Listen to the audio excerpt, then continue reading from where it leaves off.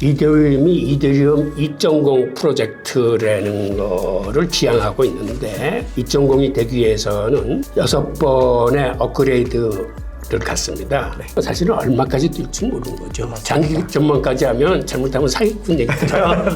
네, 맞습니다.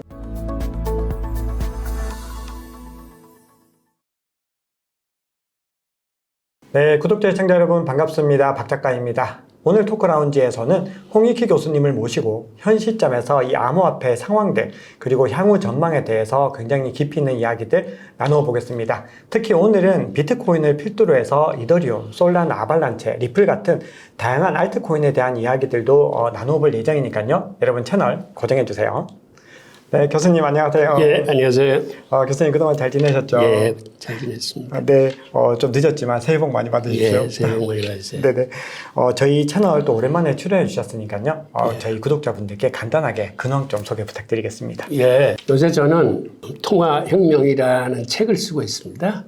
즉, 화폐의 어떠한 통사적인 흐름을 쓰는 건데요. 고대의 화폐로부터 현대의 암호화폐에 이르기까지 그 과정이 어떻게 변천되어 왔는지, 그리고 여러분들이 잘 아시겠지만 암호화폐라는 건 사실은 이게 확신이 서야 투자가 가능한 것들입니다. 그래서 과거의 실물화폐에서부터 그 다음에 신용화폐인 지금의 달러, 그리고 신용화폐가 갖고 있는 어떤 한계로 인해서 세계화폐가 요구되는 그러한 시점과 맞물리면서 지금 이제 서서히 암호화폐가 이제는 싹을 트고 이제 자랄 기세입니다. 하여튼 그런 책을 쓰고 있습니다.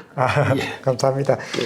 저 교수님께서는 이제 유대인 이야기, 유대인 경제사, 화폐혁명 같은 정말 여러 베스트셀러 저작물들을 또 집필하신 작가님이시기도 합니다. 예. 그래서 이번에 쓰고 계시는 이 통화혁명은 500페이지에 달하는 굉장히 좀 대작으로 지금 집필하고 계시니까요.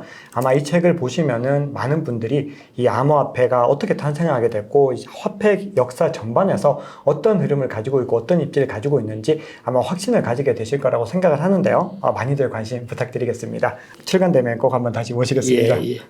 네, 그러면 저희 본격적으로 비트코인 이야기부터 나눠보겠습니다. 예. 자, 드디어 비트코인 현물 ETF가 승인이 됐습니다. 예. 자, 그런데 이제 많은 분들이 또 기대와는 다르게 단기적으로는 좀 지지부진한 움직임을 보였는데요.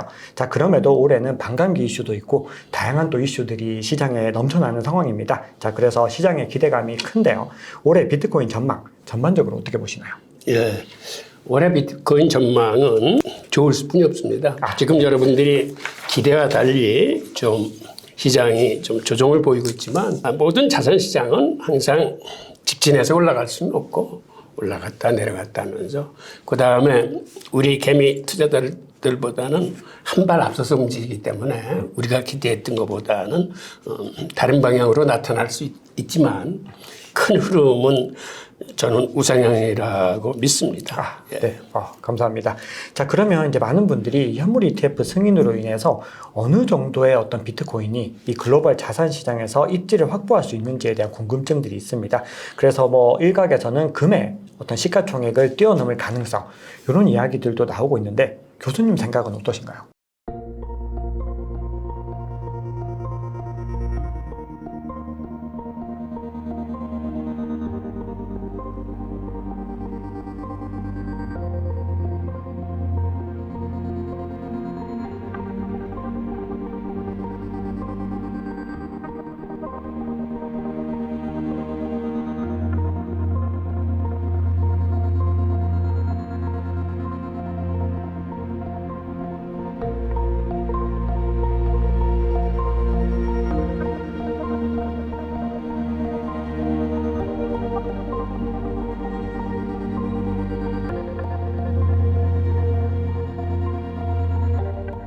금의 시가총액을 뛰어넘을 수 있습니다. 그러니까 비트코인 자체가 이게 디지털 금을 목표로 해서 만드는 거기 때문에 실제 실물금과 못지않는 가치 있는 화폐를 만들자라는 게 당시 그 암호화폐를 만든 유대인 암호학자들의 뜻이었거든요. 그래서 지금 상황에서 보면은 비트코인의 시가총액은 아직은 채 1조 달러가 되지 않아요. 암호화폐 전체 시총이 한 1조 7천억 달러 정도 되는데 지금 비트코인 도미넌스가 한 50.9% 정도 되기 때문에 아직은 한 9천억 달러 수준입니다. 여기에 반해서 금은 지금 한 14조 달러 정도 돼요. 그러니까 뭐 한 15배 이상 금의 시가총액이 더 많은데 이 15배를 한꺼번에 쉽게 쫓아가지 못할 겁니다. 우선 비트코인이 더디 성장해서가 아니라 비트코인도 나름대로 빠르게 성장을 하겠지만 금한테도 이게 나름대로 한순간에 모멘텀이 올 수 있어요. 그 얘기는 무슨 얘기냐면 지금 금도 미국 선물 시장에서 미국 정부의 견제와 규제로 인해서 이게 제대로 크지 못하고 성장이 억눌려 있는 상태입니다. 그런데 제가 보기엔 언제까지 미국 정부가 금 선물 시장을 이용해서 금을 억누르지는 못할 겁니다. 상황이.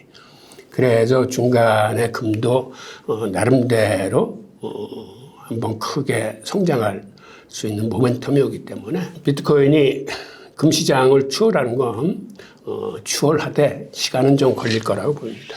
네네. 아무래도 금도 계속해서 발전을 하겠지만 아무래도 상승 속도는 또 비트코인이 더 빠를 수밖에 없는 상황이라 결국은 이제 시간의 문제이지만 충분히 가능하다 이렇게 말씀을 주셨습니다. 자, 그럼 이번에는 이제 반감기에 대한 이야기를 좀 나눠볼 텐데요. 아무래도 이제 반감기가 있다 보니까 지금보다는 비트코인 도미넌스가 이제 과거 기준으로는 대략 뭐 한 70% 정도까지도 올라갔던 시기들이 있다 보니까 많은 분들이 지금에서 비트코인 도미넌스는 더 많이 올라가야 된다 이런 기대감들을 가지고 있는데 더 오를 거라고 예상하시는지 그리고 단기적으로 그리고 중장기적으로 비트코인 가격 어느 정도로 보고 계신가요? 반감기로 인해서 비트코인 동력은 이제 충분히 됩니다. 매번 그 반감기가 그 증명을 하는데 그런데 저는 개인적으로 사실은 반감기에 큰 의미를 두지는 않습니다. 왜 그러냐면 비트코인 총량이 2,100만 개인데 이미 한 1,950만 개 정도는 채굴이 끝났어요. 앞으로 남은 그 개수가 사실은 많지 않아요. 그래서 반감기로 인해서 공급의 축소보다는 사실은 심리적인 요인이 더 큰 거죠. 그러니까 공급이 줄어든다라는 그 심리적인 요인이에요. 그런데 올해에는 그것과 더불어서 어떤 요인들이 있냐면 여러분들이 잘 아시겠지만 11개 현물 ETF가 이제 승인이 났잖아요. 그러면 이게 어떤 의미를 갖냐면 주식시장을 통해서 쉽게 접근할 수 있는 대중들의 접근성이 굉장히 좋아진 거예요. 그러니까 비트코인을 모르던 사람이라도 예를 들어 주식 ETF를 쭉 보다가 특별히 수익률이 뛰어난 ETF가 눈에 띄는데 그게 비트코인일 가능성이 커요. 그러면 많은 잠재 투자자들을 불러일으키는 게 요인이 되거든요. 지금 사실 미국 같은 경우는 암호화폐 투자자 수가 적지 않습니다. 거의 한 4천만 명 정도 된다고 그래요. 그 바이든 대통령도 언급을 했을 정도인데 그런데 주식 투자자는 어느 정도 많냐면 가계의 한 60% 정도가 주식을 보유하고 있어요. 그런데 이 은퇴구자가 제일 많고 직접 투자를 하는 가게도 그 계좌가 1억 개가 넘어요.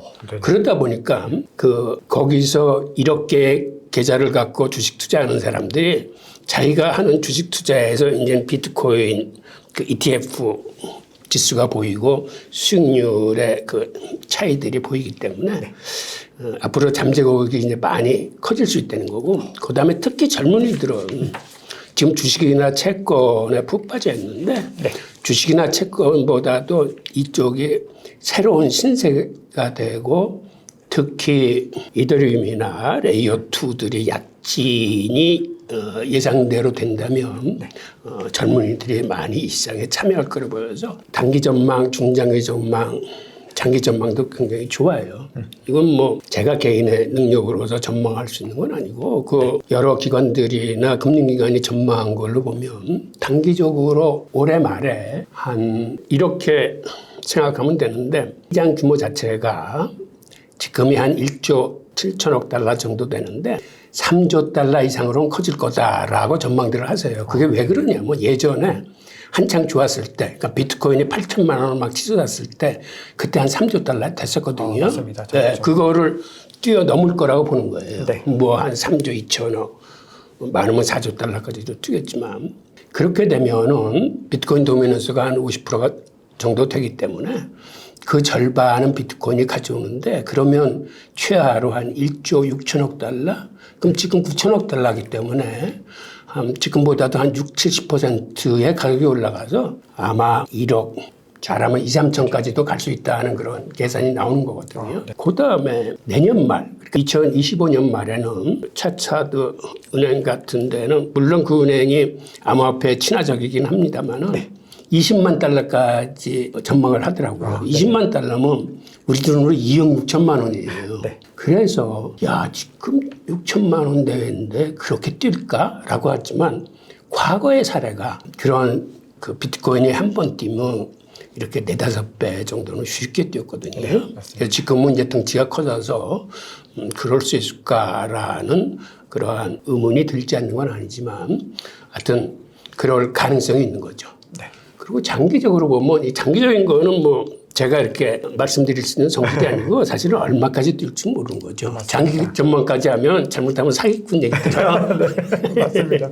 너무 5년, 10년을 바라보기에는 사실은 가격을 맞춘다는 건 불가능에 가깝습니다. 네, 그러면 교수님께서도 굉장히 불리시한 또 관점들 그리고 스탠다드 차트라든지 미국의 유수의 기관들의 어떤 분석들이 그래도 합리적인 근거를 가지고 있고 굉장히 합리적이다라고 보고 계시는 거네요. 맞습니다. 이야기 나온 김에 사실 비트코인의 전망이라는 걸 보려면 각 기관들이 써낸 그 예를 들어서 2024년 가상자산 예측 보고서나 전망 보고서도 많이 있습니다. 근데 그거 한번 쭉 읽어보시면은 공통분모적인 요소들이 있어요. 거기서 그걸 보시면서 여러분들 스스로가 그 중에서 논리적인, 이거는 좀 논리적이다. 혹은 이건 너무 앞서 나갔다. 이런 것들은 이제 여러분들이 이제 선택하셔야 되는데 그런데 그거를 꼭 한번 읽어보십사라고 추천하는 게 그래야 우리가 트렌드래거나 메타래거나 앞으로의 시장을 전망하고 특히 공부해서 자기 것으로 만드는데 중요하다고 생각해서 그런 추천드립니다. 맞습니다. 사실 올해 또 연초니까 그런 것들을 가지고서 본인들 것으로 소화를 해야지 또 이 올해 그리고 내년까지의 전망을 계획들을 스스로도 좀 세울 수가 있을 것 같습니다.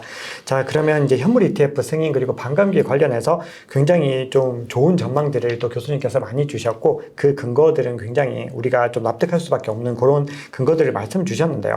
자, 이 외에도 이제 올해 뭔가 주목해야 되는 이슈들이 또 추가적으로 있을 텐데 교수님께서 또 주목하고 계시는 부분들 말씀 좀 부탁드리겠습니다. 우선 올해는 한마디로 이더리움과 그다음에 이더리움 관련 생태계의 레이어 2의 해가 될 것 같습니다. 이건 뭐 제 의견이 아니라 제가 읽어본 많은 전망 보고서가 이구동성으로 그 얘기를 하기 때문에 저도 이제 거기에 이제 동의를 하는 거죠. 그 이유는 이렇습니다. 우선 이더리움이 이더리움 2.0 프로젝트라는 거를 지향하고 있는데 2.0이 되기 위해서는 6번의 업그레이드를 갔습니다.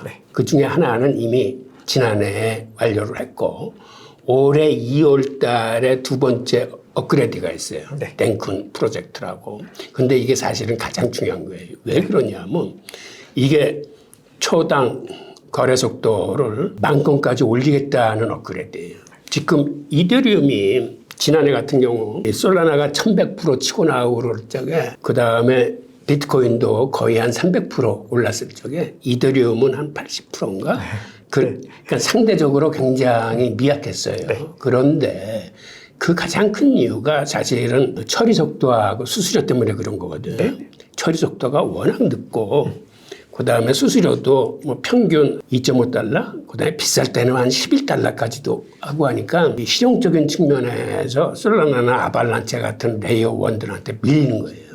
그러다 보니까 일단은 편리하고 싼 게 좋다고 이제 투자자들이 솔라나나 아발란체로 이제 몰려서 이제 그렇게 뛰었던 건데 그게 올해서부터는 이제 반전의 기회가 됩니다. 일단 이더리움이 땡큰 프로젝트를 맞춰서 초당 10,000건 정도 처리 속도의 어떤 토대를 쌓으면은 레이어 2 코인 같은 경우는 수수료가 100분의 1로 싸집니다. 그러니까 처리 속도나 수수료 면에서도 이제는 경쟁력을 갖는 데다가 사실은 솔라나나 아발란체 같은 경우는 사실은 어떤 약점이 있냐면 여러분들이 잘 아시겠지만 블록체인의 트릴레마라는 게 있어요. 그러니까 확장성, 보완성, 탈중앙화를 세 개를 동시에 달성할 수 없다. 예를 들어서 확장성, 그중에서도 처리 속도나 수수료를 싸게 하려면 사실은 탈중앙화를 포기하거나 보완이 약해질 수뿐이 없습니다. 네. 그래서 솔라나는 과거에 한 8번 정도 먹통이 된 적이 있었어요. 이게 암호화폐한테는 굉장히 치명적인 건데 그런 의미에서 이더리움이 이번에 그 업그레이드를 하는 거는 자기들의 보완성이나 탈중앙화를 훼손하지 않고 처리 속도를 늘리는 방법을 개선시키는 거거든요. 네. 그래서 이렇게 되면은 이제는 이더리움의 상대적인 우위를 갖고 올 수 있게 되는 거죠. 네, 맞습니다. 그리고 아시겠지만 또 5월 달에는 이더리움 현물 ETF 승인 여부가 또 네, 달려 있어요. 맞아요. 데드라인이 있습니다. 그건 업그레이드에다가 그다음에 현물 ETF 승인이라는 건에다가 등등 이런 게 있어서 많은 사람들이 올해는 이더리움 해가 되고 특히 레이어 2 코인 쪽으로 상승세가 이어질 것이다라고 전망들 합니다. 네, 감사합니다. 맞습니다. 지금 이더리움이 확실히 현물 ETF 비트코인이 승인이 되니까 갑자기 크게 부각이 되면서 또 관심이 또 일제히 또 이더리움으로 향하게 되고 또 블랙락 CEO도 이더리움 해가 될 것이다 이런 메시지를 또 내주면서 그리고 제 개인적인 얘기를 하면 이번에 현물 ETF 승인을 앞두고 저는 사실은 비트코인 생태계 코인들에다가 미리 이렇게 조금 담가놨어요. 네네. 그래서 새벽 6시에 딱 승인이 날 때 제가 뚫어져라고 그 판을 쳐다봤는데 비트코인 계열의 코인들은 오르지 않았습니다. 오히려 그때 치고 올라간 거는 이더리움 계통의 코인들이 치고 올라갔어요. 네. 그걸 보면서 야 시장이 확실히 한 발 빠르구나. 저 같은 개미는 비트코인 승인이 나면 이게 비트코인 계열의 코인들이 치솟을 줄 알았는데 그게 치솟은 게 아니고 이더리움 계통이 쫙 치고 올라가더라고요. 그만큼 시장이 앞서 나가면서 그 신호가 올해는 이게 이더리움 계통이구나 라는 거를 이제 다시 한번 확인했습니다. 자, 그러면 이제 이더리움의 해가 될 거라고 이제 말씀 주셨는데 이제 그럼 비트코인은 이제 현물 ETF랑 반감기 말고 또 좀 주목할 만한 또 우리 올해 비트코인에 영향을 미칠 만한 어떤 추가적인 요인들이 더 있을까요? 예, 이번에 미국에서 이제 현물 ETF 승인이 났기 때문에 이게 다른 나라로 생각보다는 이제 빨리 퍼져나갈 겁니다. 특히 캐나다는 사실 미국하고 일심동체나 마찬가지고 이게 홍콩이나 싱가포르 그리고 유럽 각국으로 치고 나가면서 세계 주식 인구들을 비트코인의 세계로 이제 그들이 초청을 할 거예요. 그리고 지금 채권 시장에 젊은이들이 훅 달아올라 있는데 사실 채권 시장은 아직까지는 변수가 많이 남아 있습니다. 그래서 지금 금리가 인하돼서 채권 가격이 오른 건 일종의 내년 연준의 금리 인하를 염두에 두고 선반영된 의미가 있는데 지금 채권 시장 상황을 보면 지금 단기 자금 쪽에서 문제가 생기고 있어요.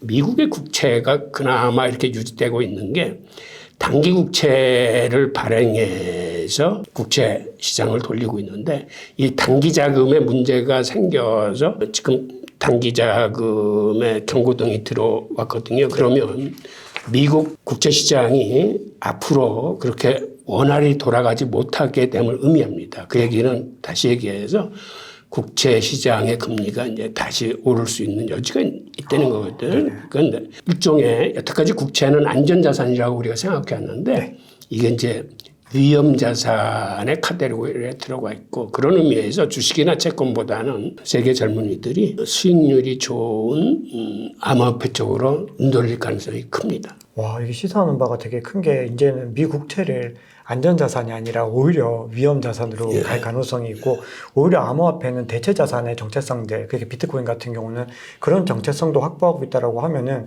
확실히 이 비트코인이 다른 자산 대비 우위에 있는 요소들이 굉장히 많은 것 같습니다. 그러니까 지금 비트코인의 승인이 사실은 역사적인 의미가 이제는 비트코인이 일부 양성화되고 제도금융권 안으로 들어왔다는 걸 의미하는데 이게 사실은 의미가 굉장히 커요.